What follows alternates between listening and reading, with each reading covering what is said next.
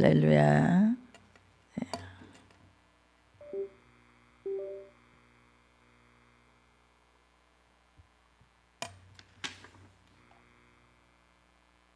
자, 지난주에 이어서 이제 거짓 신앙의 실체를 두 번 거듭해서 했고, 이제 참 신앙의 체계 했습니다. 거짓 신앙의 체계는 무엇으로 이루어진 줄 아세요? 첫째는 뭐죠? 첫째는 율법주의, 그죠? 자기의, 그렇죠? 자기의로 이루어졌다고 생각하고, 육신, 성령 대신 육신, 그리고 율법, 행함, 율법을 행해야 된다. 그런데 그 결과는 무엇입니까? 그 결과는 어디에 있어요? 뭘 결과로 내죠? 결과물이 뭐죠? 구원이 있어요, 없어요? 구원이 없어요. 영생의 구원이 없어요. 네, 율법 체계 아래서, 율법주의 아래서, 율법 행함 아래서는 구원이 없고, 뭐가 있죠? 뭐가 있죠? 구원이 없으면 뭐가 있어요? 네? 구원이 없으면 그 반대에 뭐가 있어요? 심판이죠, 심판. 심판이 있죠. 형벌이 따르잖아요. 그 형벌의 결과를 지난주에 주로 전한 말씀이 뭐죠?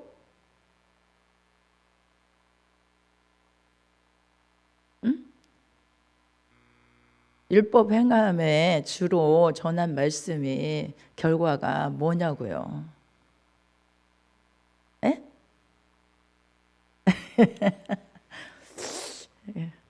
다 까먹었어요. 제가 주로 전했잖아요, 그걸. 오늘 본문에도 나와요. 본문에 나와 있잖아요. 본문 10절에서 오늘 본문 앞절에 나오는 말씀이죠. 율법 책대로 항상 행하지 아니하는 자는 형벌을 받는데, 심판을 받는데, 어디 아래에 놓여 있다?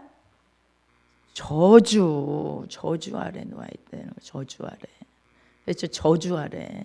그러니까 항상 율법을 행하지 않는 자는 율법대로 살지 않는 자. 그러니까 항상이라고 하는 이 단어가 너무 중요해요. 항상이에요, 항상.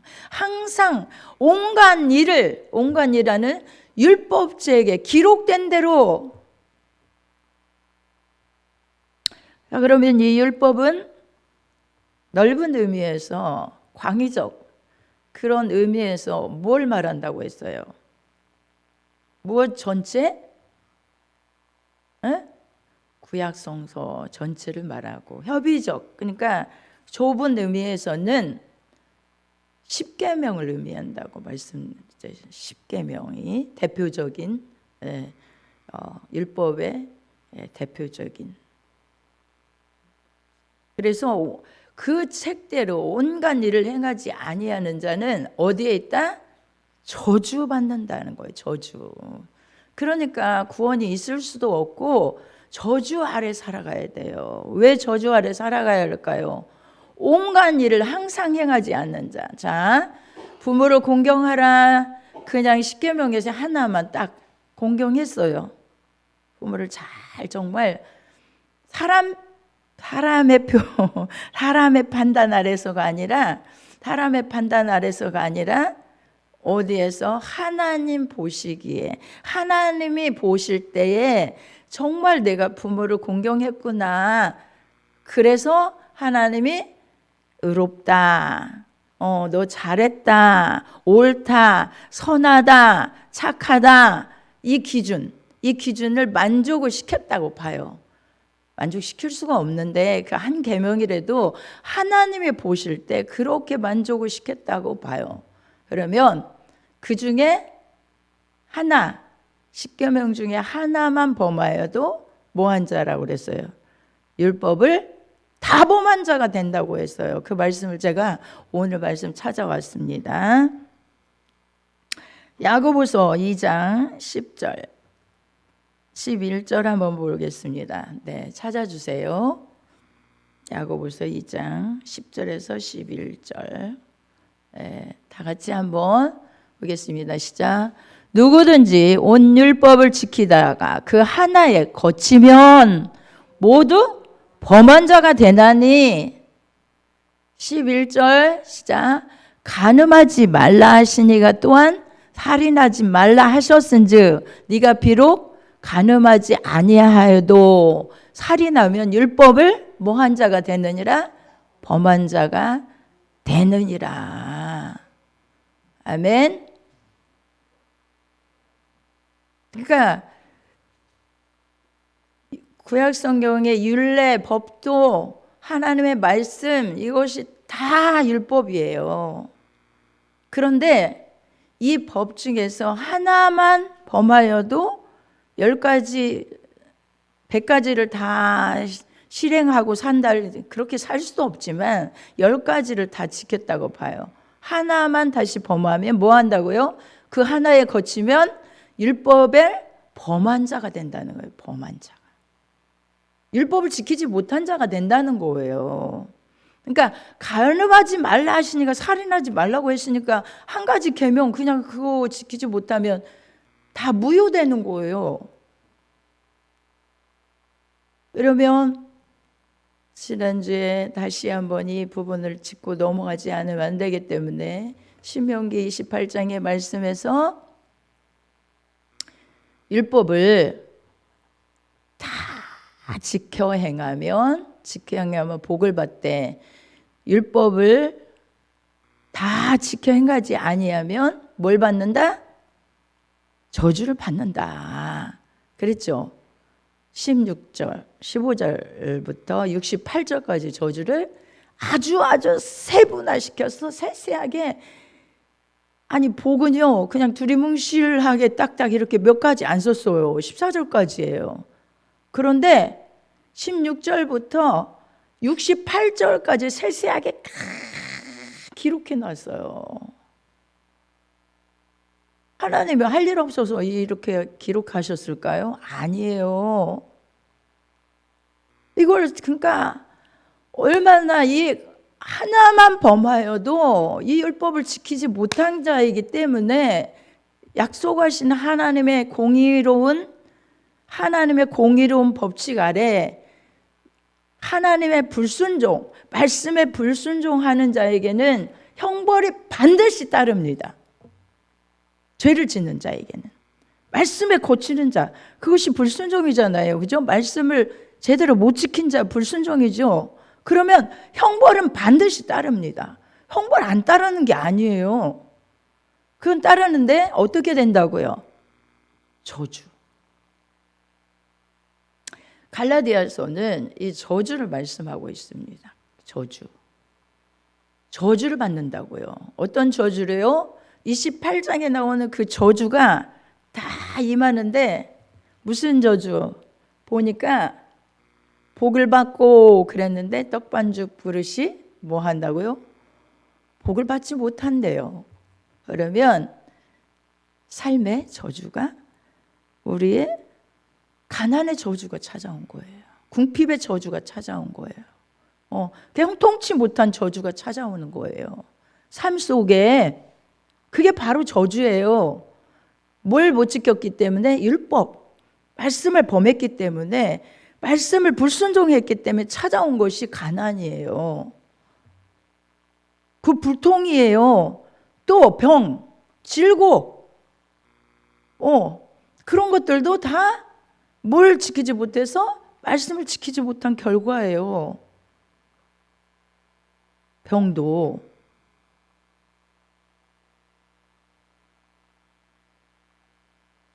이거를 해결할 방법이 없어요, 인간으로는. 하나님께서는 율법을 우리에게 주시는 이 율법에 있어서 오늘 말씀 이제 보겠습니다. 3장 10절부터 10절에 있는 말씀이 바로 그 말씀이죠. 이제 11절부터 읽었는데 10절 다시 한번 읽고 넘어가도록 하겠습니다. 시작. 무릇 율법 행위에 속한 자들은 저주 아래 있나니 기록된 바 누구든지 율법책에 기록된 대로 뭘 하지 않는 사람, 온갖 항상, 그렇죠? 온갖 일을 항상이라고 했어요. 그럼 삶 속에서 온갖 하나님의 말씀을 어떻게 해야 돼요? 항상 해야 된다는 거예요. 그렇지 않으면 뭐가 찾아온다? 삶에 저주가 찾아온다네. 하나님의 형벌이 반드시 찾아온다는 거예요. 이게 하나님의 공의의 법칙이에요. 공의. 죄값은 사망이다. 죄값은 형벌이다. 죄값은 저주다. 이 공의가, 하나님의 공의가 처음에 실현된 곳이 에덴 동산. 그렇죠? 그런 말미암아 저주가 찾아왔고, 사망이 찾아왔고, 땅은 다 저주를 받았어요. 환경의 저주. 그렇죠? 그래서 가시와 엉겅퀴를 냈고요. 그런 저주가 다 찾아왔잖아요. 그게 다 죄값이에요. 인간의 죄를 하나님이 주신 동산은 너무너무 정말 다 모든 게 풍요로운 그런 동산은 그냥 쫓겨남을 받았어요. 그리고 땅에 인간의 죄 때문에 다 찾아온 것들이 다 저주예요. 저주가 환경으로부터 오므로 그것으로 질고도 찾아왔고 불통도 찾아왔고 대적으로부터 내가 싸워서 이기지 못하고 불통한 모든 것도. 믿으시면 아멘. 네, 그렇습니다. 그런데 이제 11절에 보니까 11절 한번 다 같이 여러분 이 말씀을 정신 차려 정말 진짜 잘 새겨야 돼요. 또 하나님 앞에서 아무나 다 같이 읽어보겠습니다. 시작.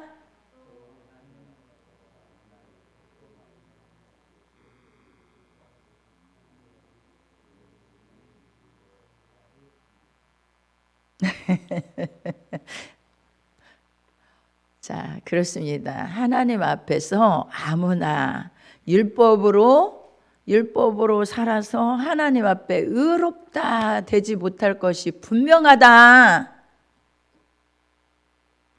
하나님의 의는요, 인간이 제가 로마서 강의하면서 선하게 참고 영생 얻을 자가 그렇게 하면 영생을 얻는다. 로마서 2장에서 말씀하는데 그거는 선을 행할 수 있는 자가 있다 없다? 없다고 했어요. 왜 그러면 여기에다 이런 기록을 했나? 3장에 답이 있다 이렇게 말씀드린 것처럼 율법으로 말미암아 의롭게 되지 못할 것이, 의롭다는 것은요 하나님의 선의 기준에, 하나님의 옳다 하는 그 기준에 이를 자가 있다 없다?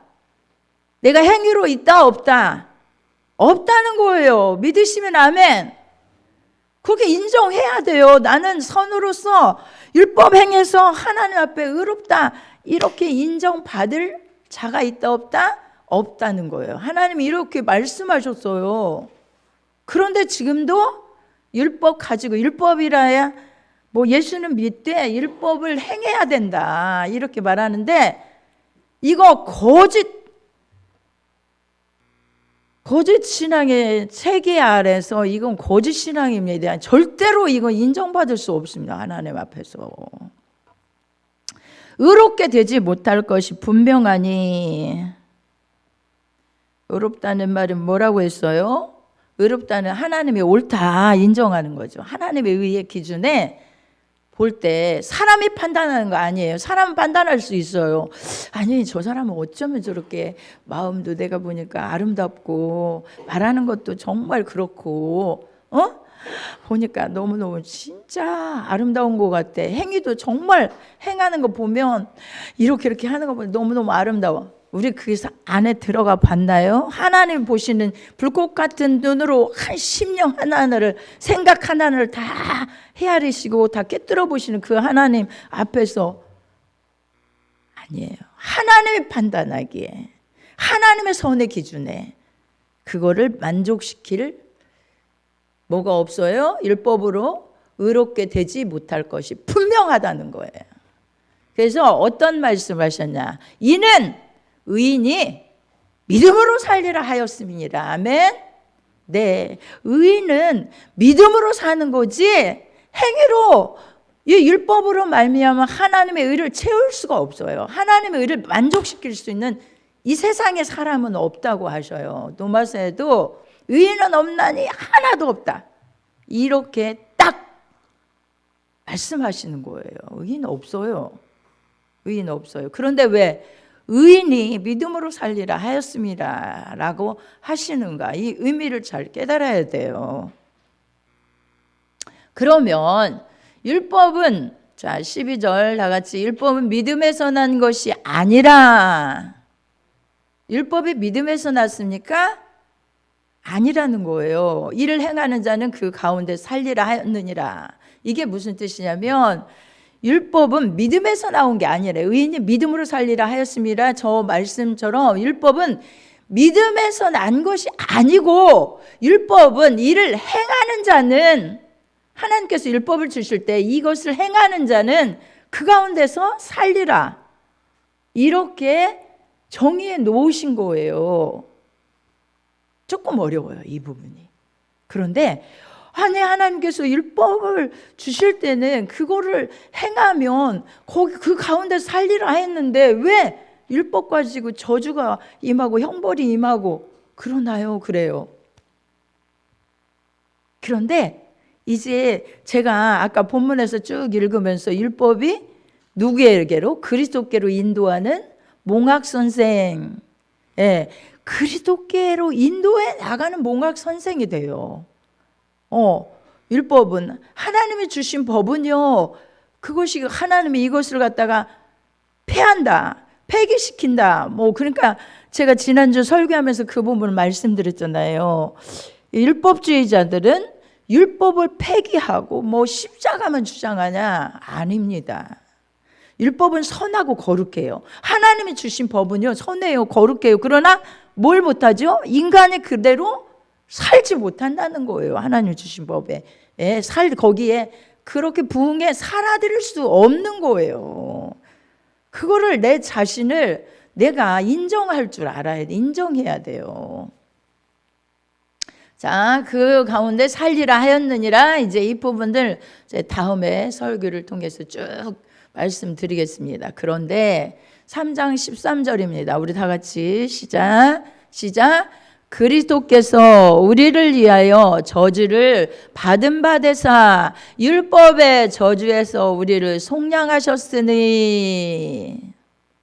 그리고 여기까지만 하면 그냥 예수님께서, 그리스도란 누구예요?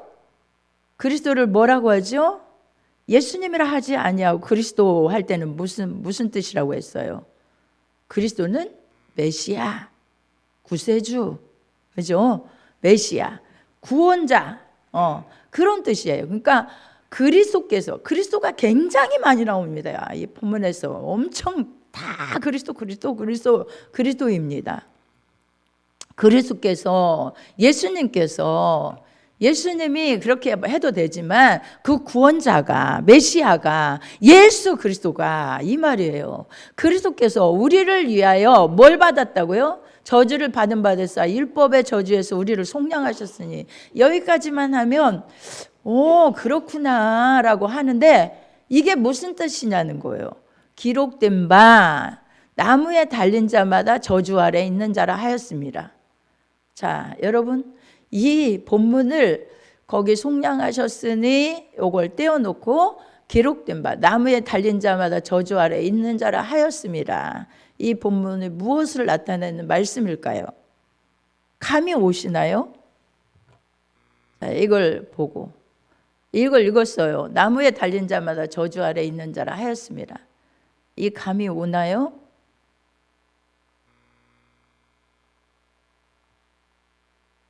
안 와요? 자, 신명기 21장 23절 보겠습니다. 신명기 이 말의 뜻을 알아야 이 본문을 다 이해할 수 있어요. 21장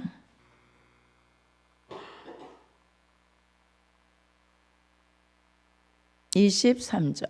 자, 한번 읽어보도록 하겠습니다. 시작. 그 시체를 나무 위에 밤새도록 두지 말고 당일에 장사하여 내 하나님 여호와께서 내게 기업으로 주시는 땅을 더럽히지 말라.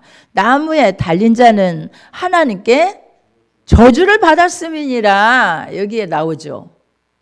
나무에 달렸다. 십자가 형태를 의미합니다. 에? 십자가 형태를 나무에 그 당시에 최고의 형이 십자가에 매달려 죽는 거예요. 그래서 나무에 달린 자는 하나님께 저주받은 자라고. 예.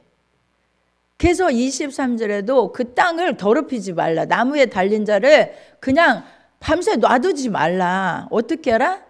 빨리 당일에 장사해버리라. 그 나무에 달린 자는 하나님께 저주를 받았으니까 그를 그대로 놔두는 것은 하나님이 우리에게 주신 그 기업 주시는 거룩한 땅을 더럽히는 것이다.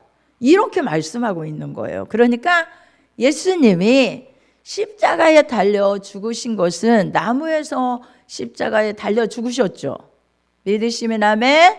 그러므로 예수님이 십자가에 달려 죽으심으로 저주를 받으셨어요. 아멘. 네, 저주를 받은 자가 된 거예요. 다시 본문으로 돌아갑니다. 자, 이제 본문 돌아가서 갈라디아서 3장 11절 12절 13절이죠. 13절 나무에 달림하여 저주 아래 있는 자라 그리스도께서 우리를 위하여 저주를 받은 바 되사 우리를 율법의 저주에서 우리를 속량하셨으니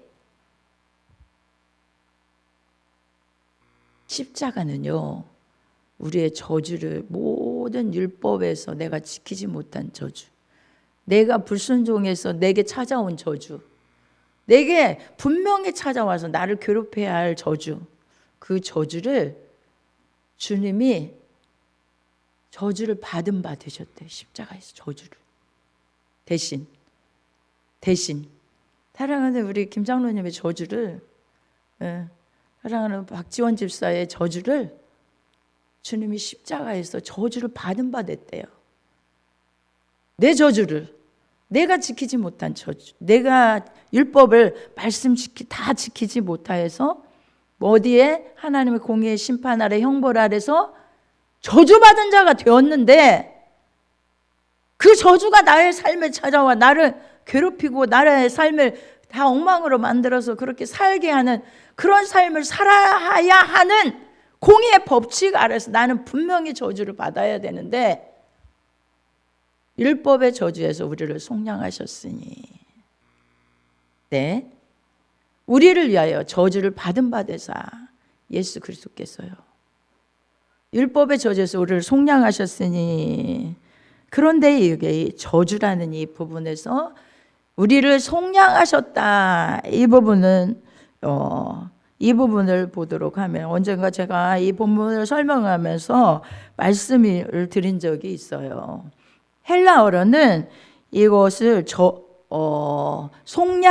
속량했다 엑사고라조라고 합니다. 그런데 이것은 뭐냐면 여러분 노예제도 때에 어느 집에 노예가 있어요. 노예가 그냥 있나요? 노예가 그냥 있는 거 아니에요. 뭐죠? 노예를 뭘로 사요? 돈으로 사요. 그렇죠? 돈으로 노예 시장에 가서 노예를 샀어요. 몸값을 지불하고 샀어요. 자, 우리나라 이제 돈으로 환산하면 한 1억을 주고 노예를 이제 샀습니다. 사왔으면 이제 거기에 가치를 내려고 하니까 그만한 가치를 내야 되니까 얼마나 노예를 부려먹겠습니까?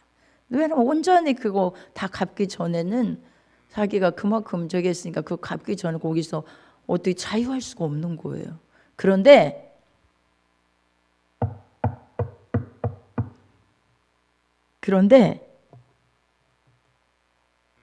어느 사람이 나타났습니다. 그의 노예가 너무 불쌍한 거예요. 내가 보니까 안 되겠다. 1억, 당신 얼마 주고 저 노예를 데려왔습니까? 1억입니다. 그래요? 그럼 1억 받아야 됩니까?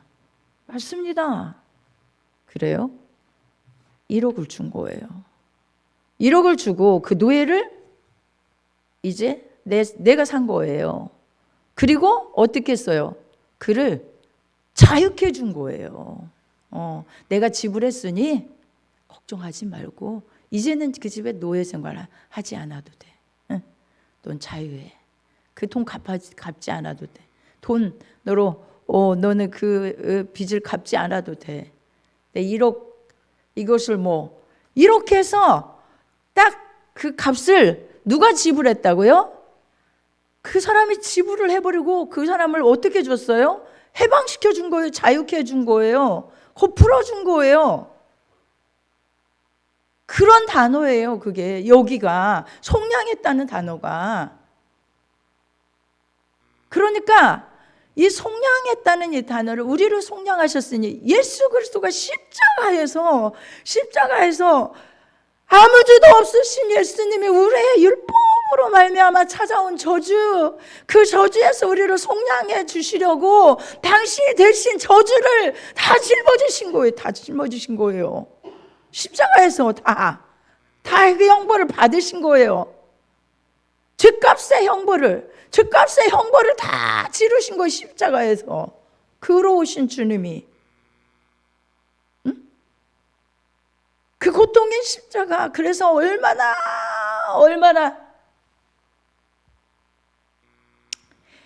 이사야 53장에서 말씀하시는 것처럼 이사야 53장에서 1절에서 6절 말씀까지인가요? 그 말씀 한번 우리가 볼까요? 다시. 네, 이사야 53장. 그냥 시간이 금방 가버렸네. 자, 여러분, 이 말씀이요, 되게 1절의 말씀이 중요합니다. 우리의 전한 것을 이사야가 그래요. 우리의 전한 것을 누가 믿었느냐? 여호와의 팔이 네게 나타났느냐? 여호와의 팔이 능력이 어디 누구에게서 나타나느냐는 거예요. 네게 나타나느냐는 거예요. 네게. 얘 지금 복음을 전하는 것을 누가 믿었느냐? 여호와의 팔이 네게 나타나고 있느냐? 이거를 1절에서 말해요. 정말 무서워. 이 말씀을 잘 보면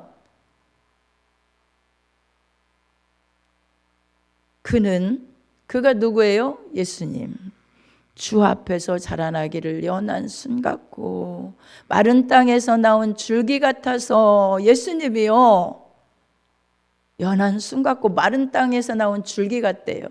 그래서 고운 모양도 없고 풍채도 없어. 우리의 보기에 흠모할 만한 아름다운 것이 없다는 거예요.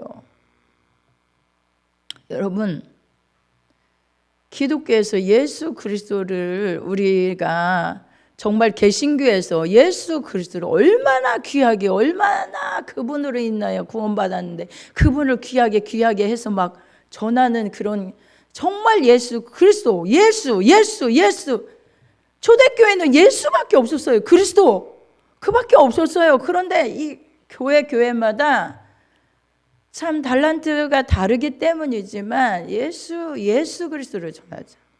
세상의 지식 끌어다가 그럴싸하게 정말로 말씀을 전하는데 정말 사람들이 혹하게 이렇게 만드는 많은 교회들이 있습니다.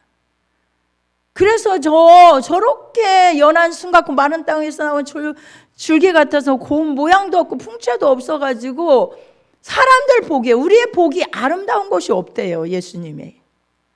그런데 그는 멸시를 받아서 사람에게 실어버린 바 되었으며 그래서 멸시를 받았다는 거예요.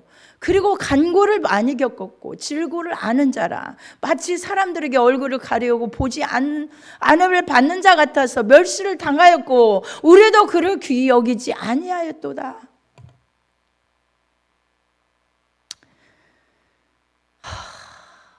4절 올려보세요. 네, 그는 우리의 실로 우리의 질고를 치고 우리의 슬픔을 당하였거늘 우리는 생각하기를 그는 징벌을 받아서 하나님께 맞으며 고난을 당한다 하였노라.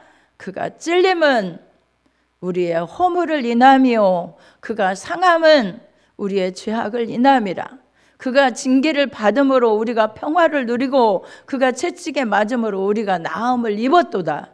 우리는 다 양 같아서 그릇 행하여 각기 제 길로 갔거늘 여호와께서는 우리 무리의 죄악을 누구에게? 그리스도에게, 그에게 담당시키셨도다. 그 죄악을, 불순종의 죄악을 다 지키지 못한 죄값의 모든 죄악을요 예수 그리스도가 십자가에서 다 담당을, 다. 예수님 마지막 말씀이 뭡니까? 다 이루었다, 다 이루었다 하시잖아요. 그러므로 예수 그리스도는 율법의 마침이 되시니라. 로마서 10장 4절인가요? 이렇게 말씀하세요. 율법의 마침.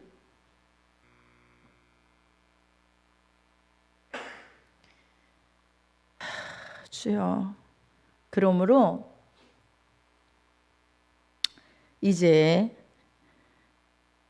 이렇게 예수 그리스도를 구세주로, 예수님이 나의 이 본문을 붙잡고 여러분들이 살아가면요 얼마나 놀라운 기적들이 삶에 일어날 수 있는, 정말 은혜가 많은지 몰라요. 그런데 이 말씀을 적용시키지 않으면 어디에 살아갑니까? 그냥 저주 속에서, 저주 안에서, 저주가 내 삶에 왔어도 그게 저주인지도 알지 못하고 괴로워하고 힘들고 늘 뭐하고 시달리며 살아갈 수밖에 없어요. 진리를 알지니 진리가 너희를 자유케 하리라. 그 진리 말씀, 예수 그리스도 제대로 붙잡으면 자유케 되는데 그걸 모르는 거예요. 신앙생활은 그냥 교회 왔다 갔다 했다고 되는 게 아니에요. 무엇입니까? 예수 그리스도를 아는 거예요. 예수 그리스도를 알고 진리 말씀을 붙잡아야 삶에 뭐가 일어나요? 능력이 나타나고 기적이 일어나고 역사가 일어나고 영향력을 발휘하고 하나님의 축복을 받고 그 역사를 이루는 거예요. 그런데 우리는 예배를 드리면 그냥 이 시간에 11시 예배 드렸다 땡, 뭐예요? 이게 형식적이잖아요. 형식적이잖아요. 아무것도 없어요. 말씀이 없어요. 가슴에 말씀이 없다니까.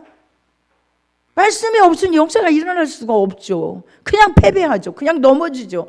사탄이가 와서 너 뭐야? 탁 치면 맞아. 그냥 넘어지고 그냥 거기에서 헤매는 거죠. 그러나 말씀이 있으면, 이 진리가 있으면 떠나가! 예수 이름을 떠나갈 자! 명령하고 일어나고 세임 얻고 영향력 발휘하고 이렇게 살라고. 예수님은 우리의 잘못된 모든 불순종의 모든 저주를 십자가에서 다 담당해 주셨다는 것을 여러분 믿으셔야 돼요. 시간이 많이 갔습니다. 그리스도께서 십자가에서 못 박힌 것이 밝게 보이거늘 누가 너희를 꾀더냐. 제가 전하고 싶은 이거는 이 복음이에요. 성령님이 저에게 늘 이 복음을, 다른 어떤 것보다도 네가 정말 초대교회에 전했던 이 복음으로 말미암아, 예수 그리스도로 말미암아 주어진 복, 그 은혜, 그 사랑, 은총, 그 능력을 발휘해라.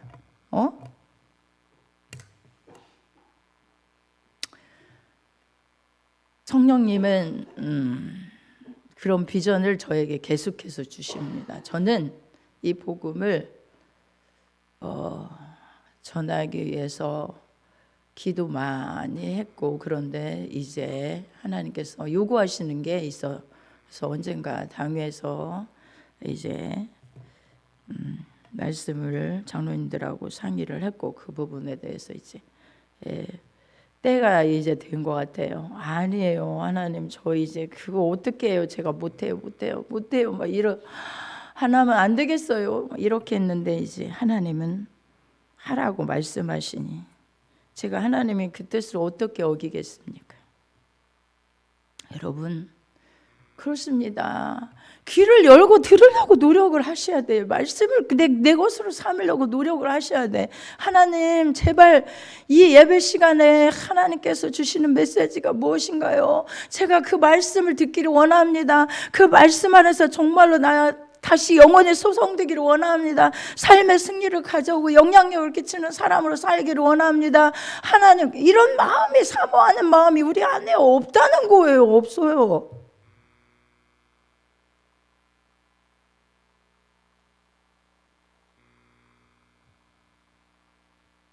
마음문을 열면, 이렇게 조금만 마음문을 열면 말씀이 우리 속에 들어와서 제가 기도하는 대로 뭐 한다고요? 우리 삶을 리드하고 통치해가는 거예요. 말씀이 리드하고 통치해가면 얼마나 진짜 축복의 삶이요, 은혜의 삶이요, 하나님의 역사하는 삶이요, 정말 능력의 삶이요, 영향력을 끼치는 삶이요, 그 권세를 나타내는 삶이 우리 앞에 열려질 것입니다. 믿으시면 아멘. 네, 시간이 많이 갔으므로 여기까지 준비한 건 많은데 여기까지 하고 오늘은 마치도록 하겠습니다.